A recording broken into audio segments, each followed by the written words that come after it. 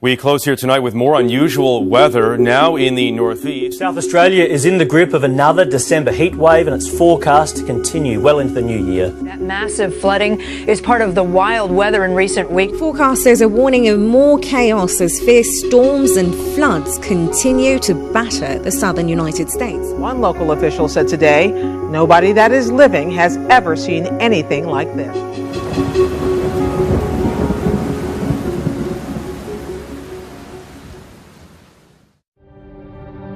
Tonight, a major wildfire in Southern California. As the flames exploded, this family had just minutes to evacuate. We're probably going to head to Santa Barbara. I'm 29 years old. I don't think there's ever been a fire this hillside here. The forecast for a storm that is being called an historic blizzard. Entire communities have been devastated by this deluge across vast swathes of northern England. The country hit by a series of 6 freak storms. Some York residents told Sky News this was the worst flood they've seen in 15 years.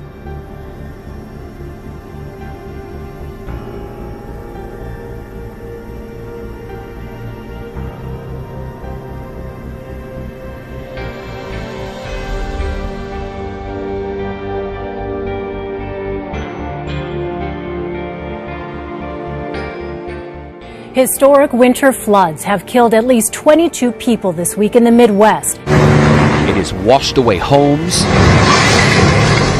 highways. That is Highway 141. And shut down water treatment plants. You're in a scenario that no one here has ever been in. I mean, if that river hits the targets that are predicted right now at that Chester gauge, that is higher than the Mississippi River has ever been. Millions are facing more severe weather this morning as a series of deadly storms punish parts of the country. Storms in the Midwest, the South, and Plains have killed at least 43 people. This tornado captured near Garland, where 11 people were killed, shows transformers igniting as the powerful storm blew through.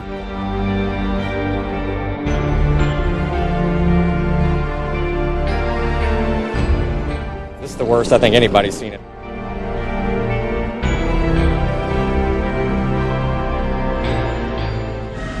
They are images that seem to defy December. Floodwaters raging through Missouri and deadly tornadoes tearing through the South. The house is gone, but we're still here. While unusually balmy weather blankets the Northeast over Christmas. An extreme weather that saw people die in rare tornadoes, flood and wildfires has torn across the earth.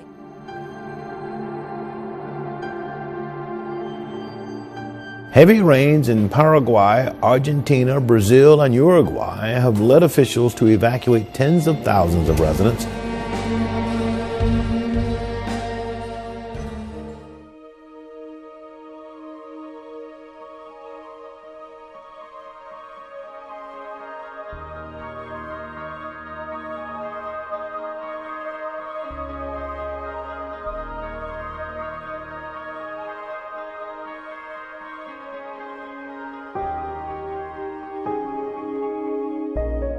Here we are, 2016, and we've got earthquakes to wake us up. We're having another earthquake right now. The studio lights are shaking as we speak.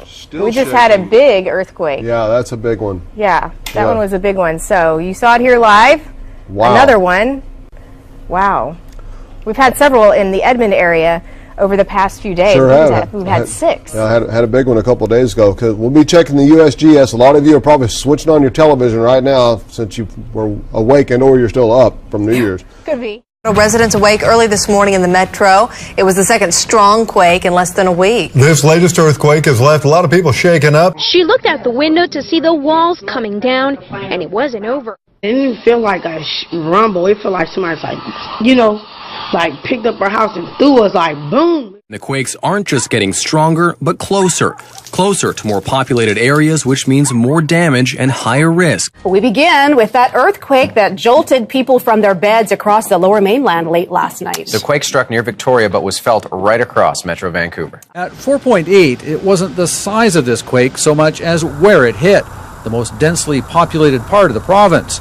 Seismologists placed the epicenter near Victoria. Felt over a very, very wide area. It's the strongest shaking in this region for the past 15 years. It was a good one. I haven't felt one that strong in a while. She is one of thousands of people all across 3 counties here in Southern California that felt at a 4.4 earthquake that was centered near Devore and followed by more than 30 aftershocks. Yesterday's earthquake, the building was evacuated and inspected. Well, coincidentally, a couple of weeks ago, a report came out that said San Bernardino City Hall needs some minor work to be done to make it completely earthquake safe. And a lot of people here knew about that report, so you can understand when the ground started shaking why there were some jittery nerves.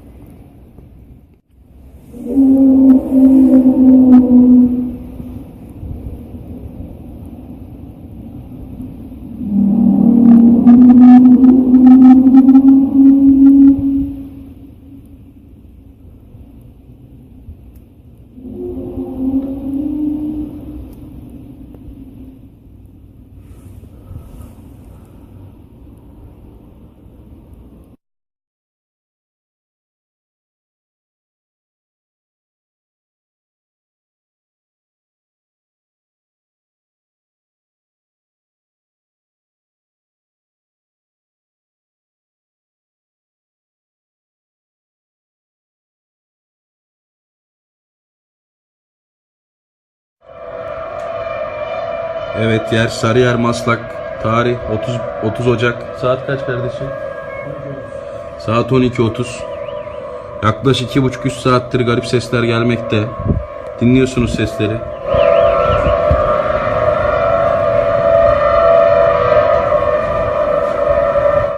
Şu anda doruğa çıktı sesler. Akıl alacak gibi değil.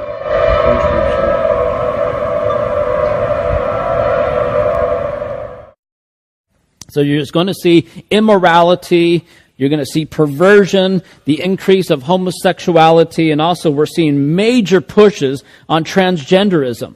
It's amazing to see the reports that are coming out there.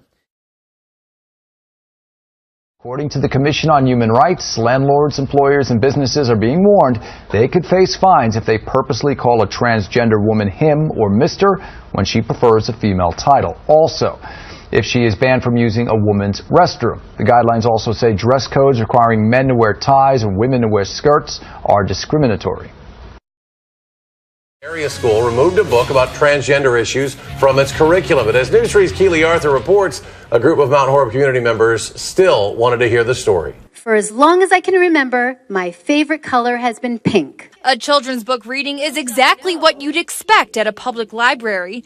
Most of all, I love mermaids. But the subject of Wednesday night's story was something that some might not find so typical. The doctor spoke to my parents, and I heard the word transgender for the very first time. Filling almost every space at the Mount Horeb Public Library, hundreds gathered to hear I Am Jazz, a story about a child who is transitioning from a boy to a girl.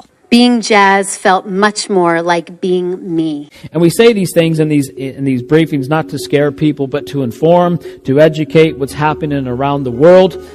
It serves as a wake-up call for those who are not paying attention to some of these news reports or those who are ignorant of the signs of the time. And the important thing is we say each week, to be ready, stay ready, be prepared for whatever might happen, and most importantly, keep your eyes on Jesus.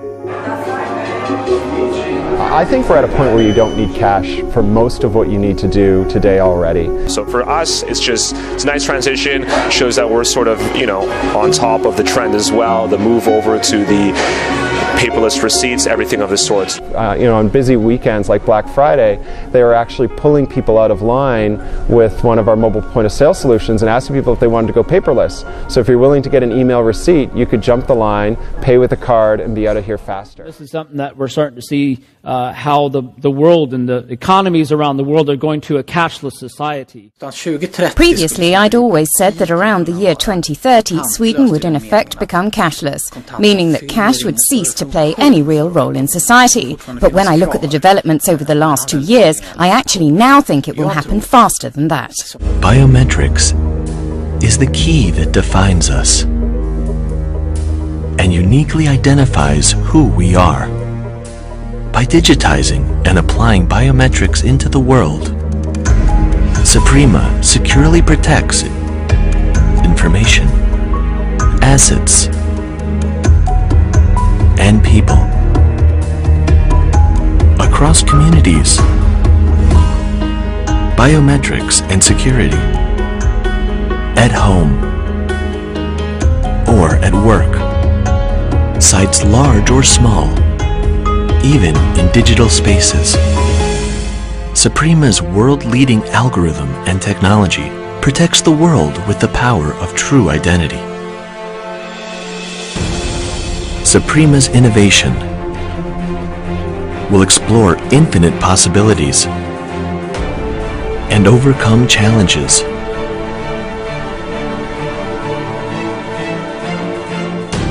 To introduce technologies that will lead the world to the next frontier.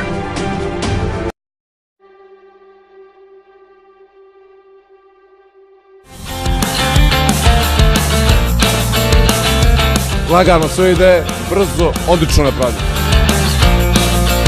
You give a card, and that's it, and you pay for it. How simple is that? Very nice, absolutely.